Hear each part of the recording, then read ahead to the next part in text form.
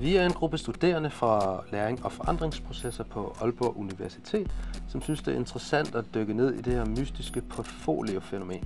Det er et redskab, som alle os studerende på uddannelsen skal bruge under vores uddannelse.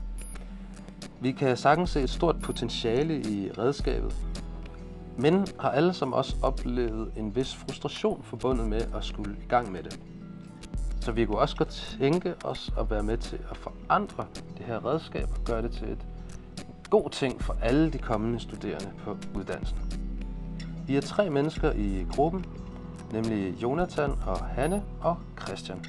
Og vi kunne godt tænke os at bruge vores individuelle og personlige oplevelser med det her redskab for at finde ud af, hvad det egentlig er, der kan gøres bedre.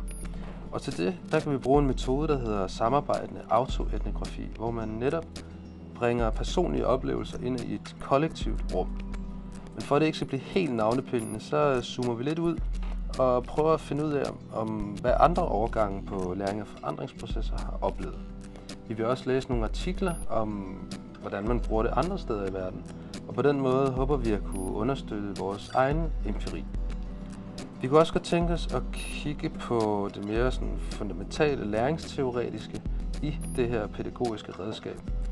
Og forhåbentlig krydret med vores inspiration ude fra verden, kan vi få sådan et lidt mere overordnet indblik i redskabet, også måske i et sådan lidt mere historisk plan. Forhåbentlig så kan vi så også finde ud af, hvordan det så egentlig er, man bruger det som artefakt på vores studie, læring og forandringsprocesser. Og via den her sådan triangulering håber vi at kunne sådan validere vores empiri en lille smule mere og lave en lidt mere generaliserbar viden ud af vores forskning. Over and out, ding dong and goodbye.